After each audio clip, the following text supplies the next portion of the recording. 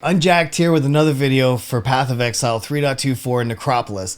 This video is going to be a little bit different, so let's just talk about it up front. First of all, I am not claiming that I'm the best Aurabot. I've done about 10 of them. I've done a lot of party play over the last several leagues, and I'm going to league start one, and I thought, wow, there's probably people out there like me that would like to be a support character at league start, but how do you do it? And why do you do it? So let's jump into the video. I want to hit a few points right up top and just kind of break up the video a little bit. So the first thing I want to talk about is how do you even become an Aurabot? And they're pretty easy. So follow along. I'm going to put them on the side of the screen here.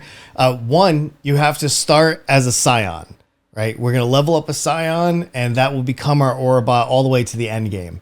The second, and this is probably really important, you should have a friend or a family member to play with because Aurabots don't work alone. This is really important. You could do something like have children and then 20 years from now, convince them to play GGG, let them get addicted and spend 10, 20, 30,000 hours in it. And, you know, ask in a few years like, wow, where'd my life go? But that's up to you. That's how I did it for me and my two sons.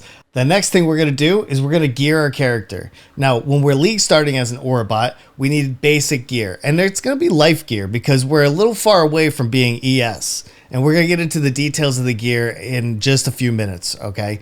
And the last thing that I would suggest if you really want to be an Aurabot is be cool to play with.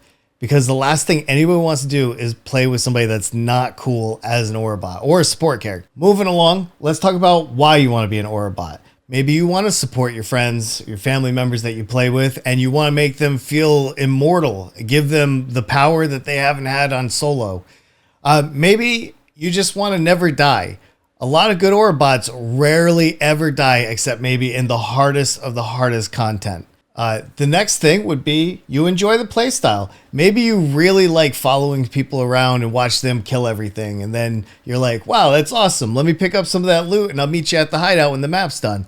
Right? Some people like that. I'm one of them. And by the way, most of the time your Aurabot gets their share of the loot. So you should never worry about like playing and then like not making any loot. Like all of it should be shared. And then lastly, maybe you like the challenge of taking an average build like we're going to go through and making it just so unbelievably fun to play. Fast, unkillable, just, I don't know. You have to really explore the Aurabot playstyle to understand what it's like to have just hundreds of monsters around you and you're just hands off the keyboard. I love being an Aurabot. Okay, I want to slide right into the early leveling part, but first I want to say this. If you think this is going to be good for like duo or trio, don't go by this one. Go and visit Holoplast. The link will be down below. He does really well for duo and trio. If you want to see what a full party team looks like, a 6-man, 6-woman, whatever, go look at Snap OW. You can YouTube. I'll also put his link down below too. Those are great build content creators for multiple characters running together. And yeah, good resource. Okay, I want to talk about 2 ways to level as an Aurabot before we jump into the steps and what we're looking for, right? The first one is you can just level up as a whole different build, right? Go find a guide, maybe it's ball lightning or whatever, just something that you like to play. Go follow another Scion Ascendant tree from any of the creators. You can go through PoE Ninja. You could go to Max Roll. There's plenty of possibilities. Reddit. The big thing is you just play as a whole different build, and by the time you get to level 90, you just completely respec into an Aurabot, start buying your gear and everything else. I'm not doing that. I'm a glutton for punishment. So I am going to be playing with 2 other people, and they have already said, hey, listen, we'll carry you. We understand that you're going to be weak up front, and we're happy to get you there because the end game is I'm going to make their survivability and their damage 5+ times, what it would be if they were by themselves in the end game. So supporting your Aurabot is really important so everybody maximizes their potential here. Okay, so let's jump into like how we're going to progress because honestly, the axe are going to be a slog for this Scion. I mean, it doesn't get too bad after Cruel Lab, where you can spec into the Pathfinder, start gaining some speed, some flask recovery, and that stuff. I think right around Act 7-ish, 8-ish, right? You should start feeling like a decent Aurabot. Hopefully you got Victorios on, you know, maybe you've already picked up some ES gear. You're heading towards the 4,000 ES mark, so you can put in CI. I won't know like how far you're going to get at these steps. So just keep this in mind. It's something that you're going to have to reevaluate with yourself. And at this point, I'll say, I'm probably going to be league starting and streaming it. So if you have any questions on like as we're going, or you just want to hang out with us, make sure you check out twitch.tv/unjacked. I'll be over there, and you can always follow and it'll tell you when I'm on. All right. Anyway, pressing forward, the biggest thing is we know up front, because we can't go CI as an Aurabot. And like I said, I'm going to go through some of the gearing and the tree in the next part. And this is just more of the conversation piece that we need to work out up front. When you're first starting as a Scion, you're not going to have access to, you know, a lot of ES gear. You're not going to have access to all the ES increases on the tree. There's a lot of things that you need to get before we can go CI and start like building everybody up. And part of that is when you get to town as a Scion, you're going to be offered, you know, a gem. You can use your scrolls of wisdom to buy whichever skill you want. Just know you're going to be weak, because we're going to go and take the Aurabot points as we're progressing and leveling and getting our quest reward points. We want to focus on our life, but that's all going to be on our gear. We're going to be playing with a skill that we don't want to play with, just so we can do some damage with the team, right? Because on level 1, you're not an Aurabot. You don't even get discipline until level 24. So you're going to want to kind of just slog your way through Acts 1 through 3, right? You'll get it right before Act 3. But still, we need to craft ES gear. We need fossils, or we need essences, or we just need some really good alks and scours. So start with life and you work your way up. I don't transition to CI until I hit right around 4,000 ES with discipline on, all right? Because without discipline, we're going to have really low ES. Don't be scared of that. Discipline is going to buff that, and there's plenty of gear that will buff it even further, as I'll show you when we go through the gear on my current character. So as well as, you know, picking a skill that's going to help your team, you know, fight all the bad guys, and then, you know, filling out your tree like you're going to be an Aurabot, getting as much life as possible so you can survive, you know, normal lab and you know, the early acts. It's going to be really important, especially coming into this league, because there's going to be a lot of modifiers that are just going to, you know, take us out, I imagine. I don't know. We haven't played it yet, but you can defend against that by picking up decent gear and trying to, you know, just make sure that you know you're not that strong. So don't go try face tanking the mud flats. Now, honestly, nobody should be doing that. So, you know, just to recap there, all your gear is going to provide your life and your damage. So just make sure you're upgrading that as often as possible. Pick up rare gear and identify it. See if it's better than what you're currently wearing, and constantly switch that out. Okay, I'm not going to give tips on early leveling. I'm just saying, like, in general, these are specific to the Aurabot. And last, I'll say this one more time, because nothing frustrates a team than, like, carrying us through, right? You're constantly dying. You're like, oh, this sucks so bad. But as a team, they have to understand that you are weak for the first, like, few. I mean, it's not even that bad, to be honest. Like, I mean, everybody has a different skill level, right? You just try to do the best you can. Try to die as little as possible. I'll be playing softcore, so, you know, a couple won't kill me, won't take my ego away. All right, so now that I just kind of covered, like, the general, like, basics, I want to pull up my gear and talk about the gear. So let me switch over. Okay, we're going to jump into the gear. I'm going to show you kind of like the end game gear. I'm still developing the POB to show you the early and mid, but I want to get this video out so it's not like completely done. So just look for the video as I update it. So maybe you don't want to start at League Start as an Aurabot. Maybe it's a couple weeks in. I'll try to get the POB filled out with notes and everything else. So bear with me. I haven't done a video in a while, but I want to make sure I give you quality information and a build you can actually go through, right? And there's going to be some changes because the build that I'm going to show you is from 3.23, but you know, obviously 3.24 is going to give us a lot of crafting options. The flasks kind of changed, so I'm a little iffy on the flask, but we're still going to talk about like the point behind them, okay?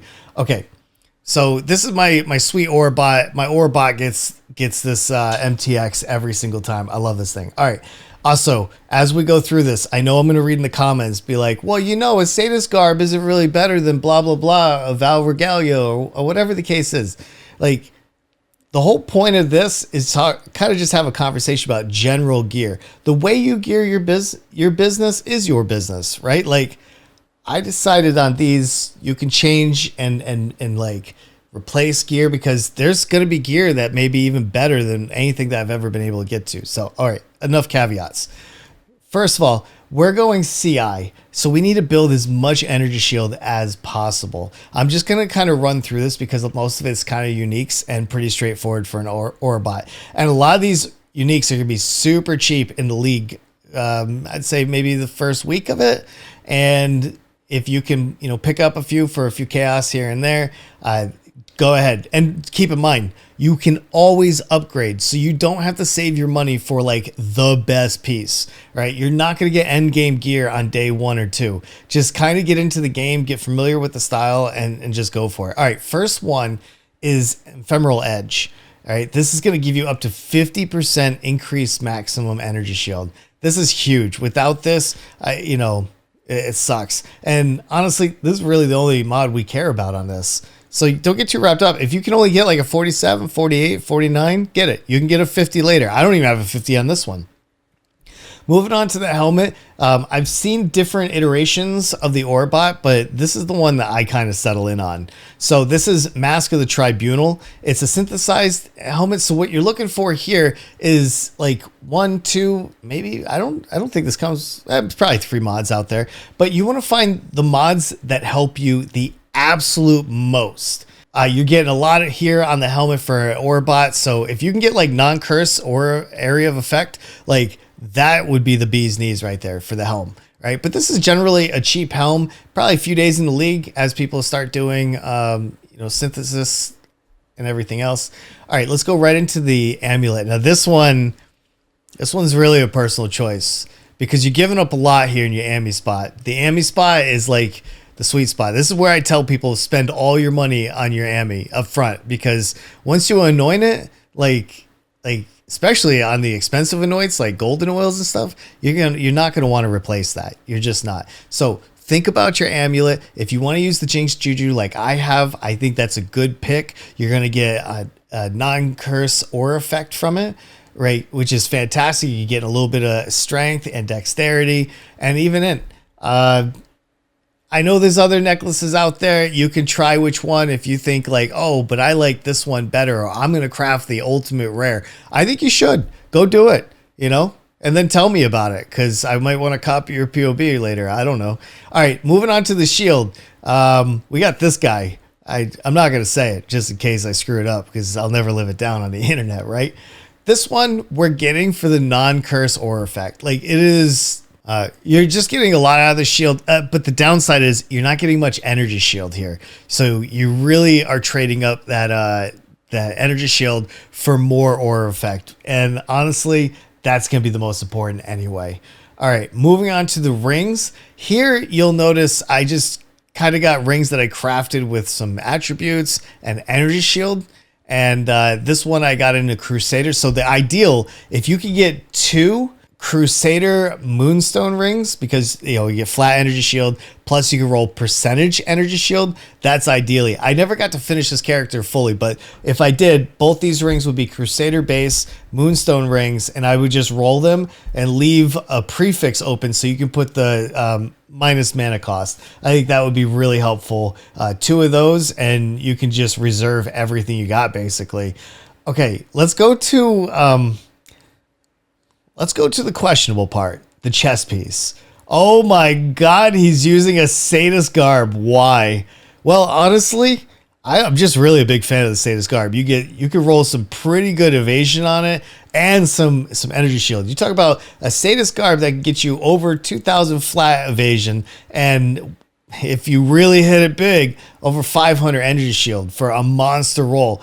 And I just, you can still craft the Eldritch influences on it. There's a lot you can do with a Sadist Garb, but this is something you kind of do like later on in the game. In the beginning, you should be getting a Victorios, the chest piece, right? Because you can get a big reduction in mana reservation for your auras. You want to get that pretty much ASAP. And then for, in my case, you would work your way up to the Sadist Garb, or you could always take another unique chest piece, Incandescent Heart, lowers your elemental damage coming in. You could do a Brass Dome for big armor, or you could, for crit strikes. There's a lot of different ways you can go at this, but I think most people either want a really high-end Sadist Garb or a really high-end Val Regalia. So early on, if you can get a really nice fractured one, like for the Sadist Garb, I want Spell Suppress ultimately. So this Sadist Garb is kind of like,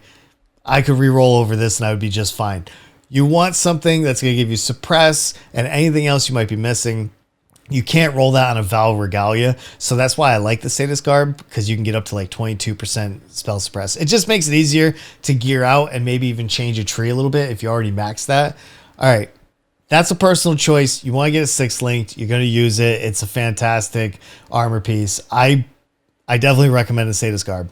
But it's whatever you want to do with your Aurabot. It's your business. I'm not getting into it, okay? Gloves. Everybody uses Val Caress. I mean, sure, you could probably change it out. I mean, it's not giving you any energy shields, so that sucks. But that +5 level of socketed Val gems, even if you don't press the buttons for the Val skills, it's still giving you a +5 to your normal auras, right? Which can be huge. And it's still giving you a little bit of armor, a little bit of evasion, so you're benefiting from these gloves.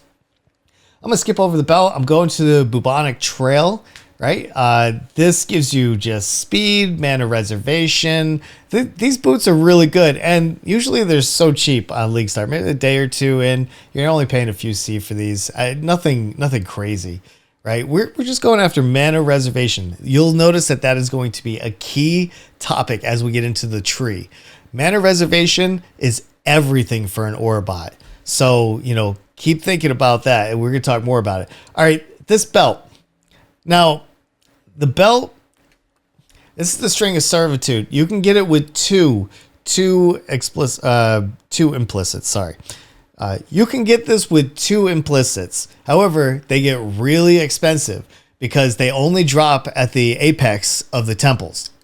That boss, if it's, I think, level 81 or higher, has like a small percentage chance to give you 2. So if you could get one with like Discipline and Determination for Aura Effect, get it. I wanted a perfect Discipline because I was having trouble getting my energy shield up where it needed to be. You can get it for whatever aura you want to kind of push into the stratosphere a little bit. This belt slot is really good. And I want to just add here, because a lot of people might ask this in the comments too. Darkness Enthroned is really competitive for this slot. In my opinion, you can solve a lot of ailment issues, bleeding, poison. Well, we're not really worried about poison, but you can use that belt slot to shore up attributes, resistances. There's so many things. So, think about it. You have choices. All these spots are kind of negotiable. The only things that aren't really negotiable in my eyes is the boots, the gloves, the weapon, the helm, the shield, the amulet. So pretty much everything except maybe the belt and the jewelry, or these rings. I wouldn't do it. I'd get Crusader Moonstones. All right, moving on to the flasks, all right, before we get hung up. You'll notice here I'm using a ruby, I'm using a granite, I'm using Quicksilver, I'm using Sapphire, and a Topaz. But this is going to change. I'm using these so I can take 20% reduced damage of all the elementals, push my armor up with flat, and give myself some speed. Now, one thing I would consider, going back to the belt real quick, is rushing to a Mage Blood, and this will solve so many flask issues and probably give you the ability to change some of these flasks for something that maybe you feels a little bit better for you, right? I'm just going to say this, because the new elemental flasks are just going to raise your max elemental resistances +5. I'm going to play with them because it might make it a little bit easier to hit 90%, but I need to play with that. I need to see what kind of gear we can craft. So a lot of this I'll work out in the first couple days of the league. I will also just note here while we do this, I'll go over the gems here next, and then we'll go into the tree. But I just want to note that all of this is cheap. Like flasks and everything, you just pick up on the way and you just kind of do the best you can. Don't get too wrapped up in your gear because a lot of it's going to change by the time you hit level 90 and above. All right. It's just the fact of being an Aurabot. All right. Moving right over to the gems. This is where things change a little bit because you'll have the basics. You're gonna have like discipline, you're gonna have determination, you're gonna have grace, maybe haste. Like you're gonna throw in like the normal stuff that feels good when you have auras on you. But your party is going to like really determine like the final makeup of your gems, right? Do you need to, for offensive auras, do you need to think about wrath? Do you need to think about hatred? Do you need to think about pride or other? Like, so this really depends on who you're playing with. And a lot of times what I'll do is I'll just start leveling up aura gems just to level them off my offhand. So I will, in my second hand, like here, you'll see this is how I do all of my gems every single league, right? I get a bow with 6 white sockets, and then I always get a Maloney's mechanism, so I can be leveling up 9 gems on my offhand, all white sockets, so I never have to worry about coloring it correctly. Okay, the gems really are party dependent, but let me go over what I have currently. Okay, determination. This would be the precision that's down here. Over here, I have an Enlighten. Ideally, you want to go ahead and get an Enlighten level 4 to maximize your mana reservation. I never got that far on this particular character, but normally that's what you would do. Here, I also have Vitality, right? These are basics: determination, vitality, and precision is more of an offensive one, obviously. But I'm really going to be trying to be immortal, and these gems are going to get me there. Okay, in the chest, we're running Zealotry, Grace, Wrath, Generosity support, and hatred. So these are all my big offensive auras. That's great. In my shield, we're running Defiance Banner. That's going to give you more evasion and armor, right? You're trying to build it to immortal, so that's important. I use Flame Dash. Don't get wrapped up into Flame Dash, right? This is just I love this skill. I love it a lot, right? Don't tell anybody. But like, you can put, whatever skill you want. If you want Frost Blink, put it in there. If you want Mirror, put it in there. If you want Leap Slam, I actually don't put Leap Slam in it. I hate looking at Leap Slam because they look. All right. Anyway, moving on. Here in the weapon, I have cast when damage taken, and that's going to give me Molten Shell. Obviously, automation is going to take over this, and we're not going to be able to put like things like Molten Shell on the left click. So you can do it with this still. I just be aware of that, right? With automation, we're going to see how that works, right? That's a whole new concept for me. I need to really try it out and see how it feels. And then I have Smite, because Smite is an offensive aura. You're hitting the ground and you're giving lightning damage to all your allies. It's fantastic. Try to use it as often as you can. I have mine on right click, so whenever I'm next to my party, I'm just right clicking. That's it. It's super easy. Do it your way, but that's how I do it. I only do unset rings if I'm trying to squeeze in something a little bit extra and I'm socket starved. Here on this build, I was not, so it's not a huge deal. In the gloves, we really want to put the skills or the auras that we want to push up in those levels the most. So for me, it was Discipline, Purity of Lightning, Purity of Fire, and Purity of Ice. Those purities are really important, because that's what's going to get you to the 90 or close to the 90 max res. That's why, so as soon as you can buy this, because the likelihood of you dropping it in a Val side area, like, is so slim. And you really want the quality on it too. So what I normally do is I try to get like a level 1 quality 20, and sometimes it costs a little bit of money, but you want to race to these. This is how you get your resistances up. So that's what's in the gloves. For the boots, we're just doing haste. We have Divine Blessing support and inspiration, and that's just so we can run it another free aura, and it's fantastic. Again, You know, down here I have Tempest Shield and Clarity and Precision. You can change these out as necessary. Like, you really got to define like what supports do you need to be running for you and your team to benefit the most. If you have further questions on that, you can always drop it below. If you don't have questions, but you just want to like see how I'm doing it, you can go over on Twitch and check it out. All right. I think that's going to cover like basic gems. Again, the only thing you care about is getting all these gems leveled, get 20% quality. 20% quality is super important. Let me harp on that real quick, because that's how you get your area of effect.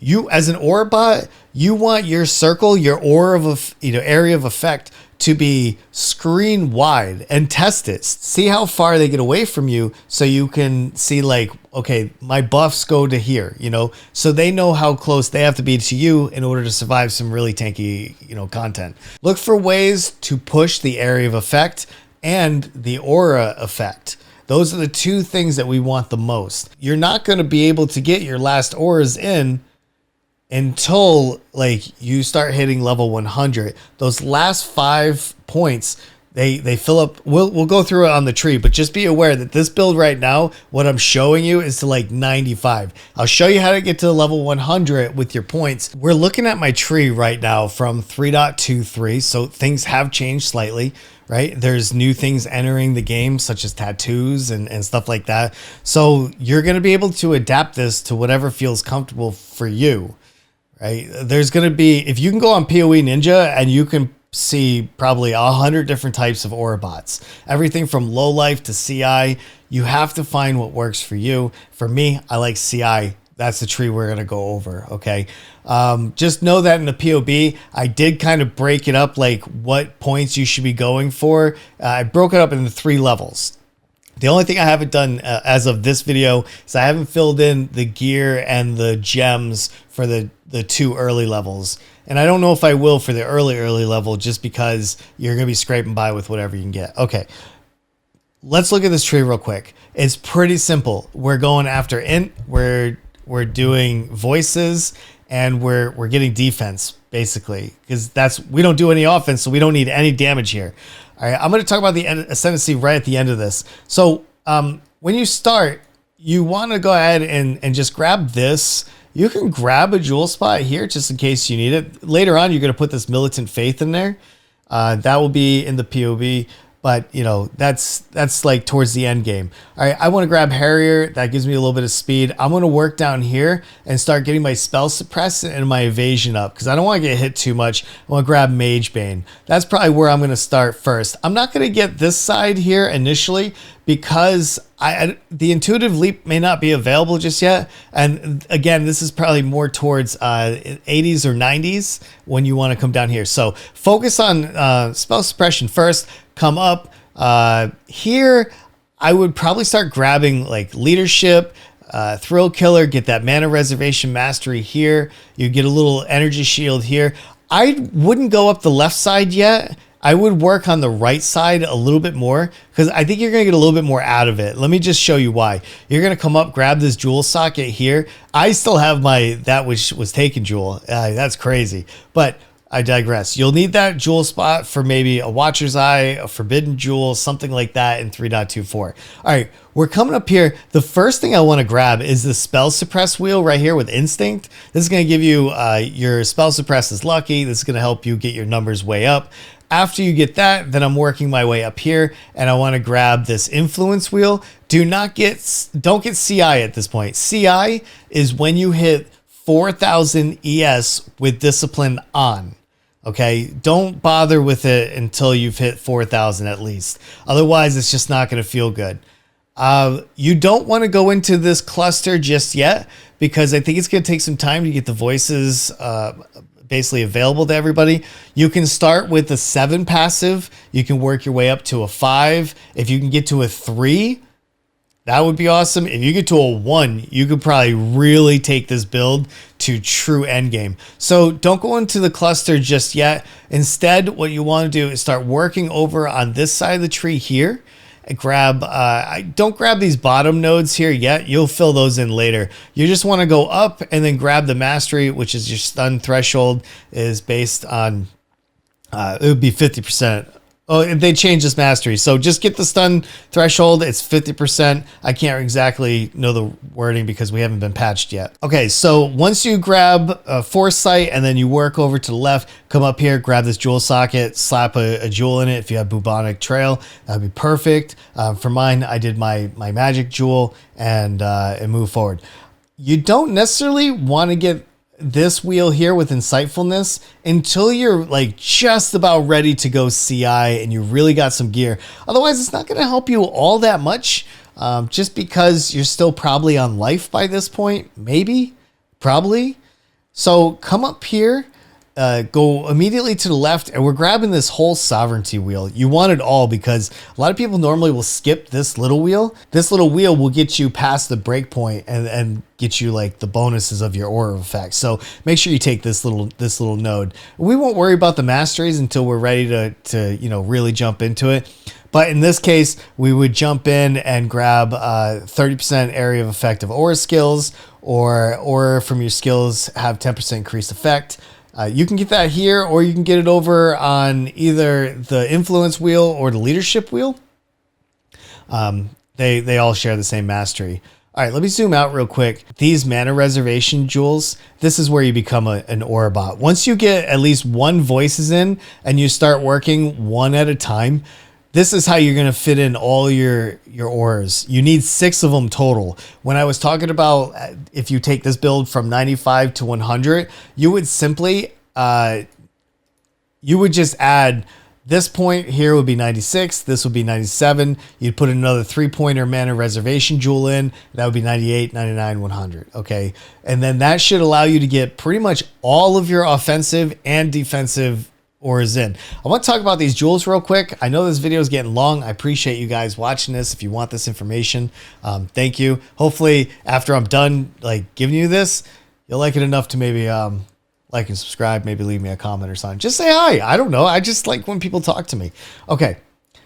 You're gonna want to just start off with item level 83 and below mana reservation jewels. At League Start, item level 84 is just going to be very expensive. I don't even know what the currency in this league is going to be. It's going to be kind of crazy because people are still coming down from Affliction. So they're probably going to price like every jewel they have as a mirror or something. I don't know.